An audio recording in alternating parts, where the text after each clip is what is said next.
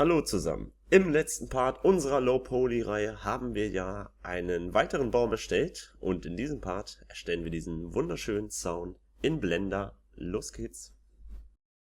Wir befinden uns jetzt im Blender und wie in den letzten Videos löschen wir zuerst die Lampe. Zoomen jetzt mal ein wenig rein und in den letzten Videos haben wir ja immer mit dem Zylinder gearbeitet, aber das machen wir heute mal anders und arbeiten mal mit dem Cube. Und wechseln jetzt mal in den Edit-Mode und drücken einmal die Taste Z, um in den Wireframe-Mode zu gehen. Und fangen jetzt auch schon an mit der Taste S auf der Y-Achse zu scalen. Einfach S und Y drücken und dann einmal S und X. Nochmal ein bisschen SY, SX. Wieder ein bisschen rumspielen, bis es euch gefällt. Also ich möchte jetzt hier als allererstes halt einen Pfosten halt machen. Ich mache das jetzt nochmal an der Z-Achse, bringe das mal ein wenig hoch. Ich mache das jetzt auch mal gleich ein wenig nach links, damit wir unseren Zaun schön mittig haben. Dann werden wir uns hier zwei Loop Cuts reinbringen, STRGR, bringen das hier einmal hoch, nochmal STRGR und einmal unten. Jetzt selektieren wir uns das hier oben mit der Taste B, also das ist Box Select. Scalen uns das nochmal ein wenig down, hier auch nochmal, bringen uns das jetzt mal ein wenig in Ausrichtung, so dass es ungefähr schon die Form ein wenig hat, wie wir es gerne haben wollen. Aber wir ändern gleich nochmal die Edges und Vertices so vereinzelt. Aber fürs Erste genügt das erstmal so, dass wir uns das hier alles nochmal ein wenig runterbringen, dass der Pfosten nicht zu lang ist. Ich scale das jetzt hier nochmal ein wenig rein und dann sieht das schon so aus. Aber ich scale mir das jetzt hier noch ein wenig down und bringe das unten nochmal ein wenig hoch.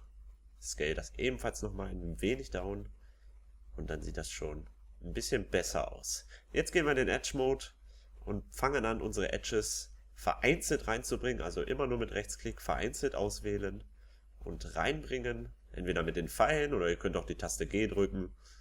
Und ja, wenn ihr dann zufrieden seid mit eurem Ergebnis, gehen wir einmal hier in den Cycles Render Material, aber das assignen wir jetzt noch nicht. Ich gehe jetzt einmal hier in den Object Mode und wir werden uns das Ganze gleich duplicaten.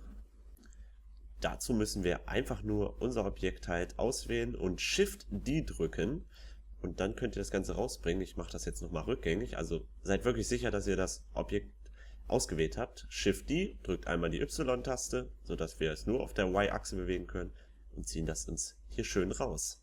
Super! Jetzt drücke ich nochmal die Taste G, bringe mir das nochmal auf der Y-Achse ein bisschen näher zum anderen Pfosten und mir ist das ehrlich gesagt noch ein bisschen zu lang. Deswegen wähle ich beide aus und scale nochmal an der Z-Achse, sodass wir zwei kleine schöne Pfosten hier bekommen. Bringe mir das nochmal ein wenig näher zum anderen Pfosten.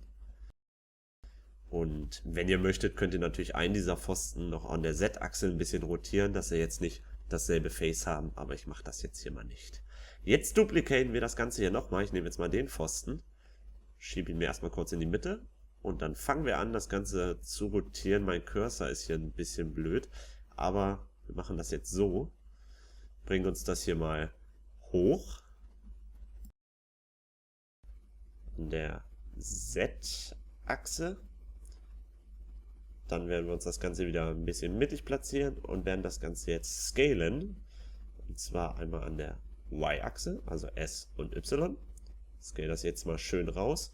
Wir wollen auf jeden Fall so einen Effekt erzielen, dass er links und rechts auf beiden Seiten rausguckt. Nochmal ein Stückchen mehr, wieder ein bisschen reinbringen. Und da das jetzt links und rechts noch rausguckt, also jetzt an den Frontseiten, scale ich das jetzt nochmal an der X-Achse ein wenig runter.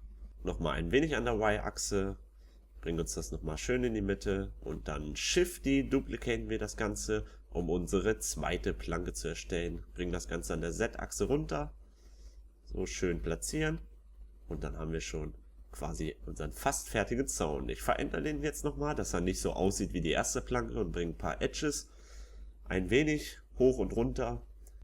Einfach halt, um wirklich nur den Effekt zu erzielen, dass es noch eine zweite, etwas andere Planke ist. Kann ja nicht genauso gleich aussehen wie die erste.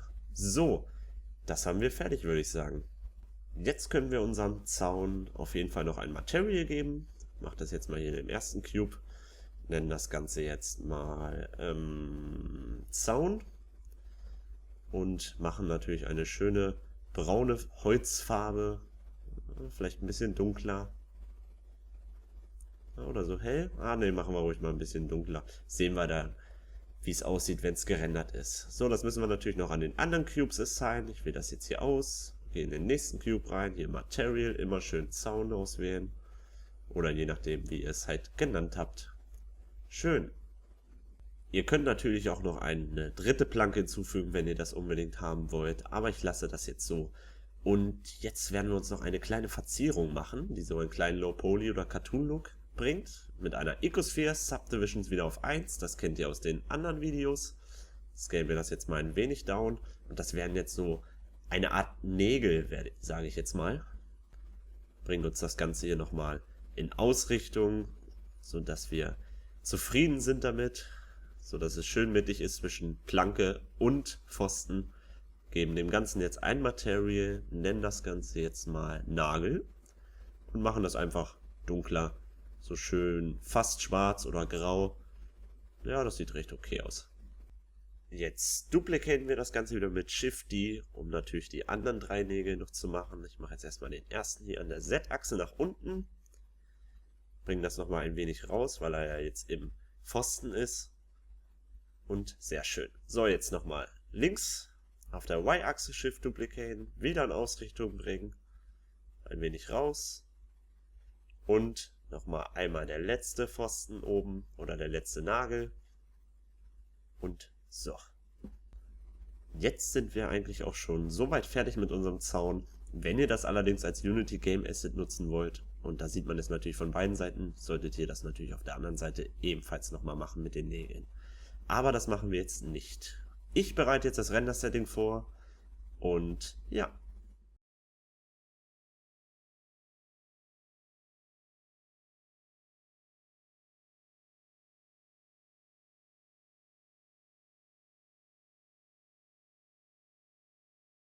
Und hier ist unser Endergebnis. Ich habe da noch ein paar Grashalme hinzugefügt, einfach nur, weil es dann noch schöner aussieht für das Renderbild. Ja, ich hoffe, es hat euch gefallen.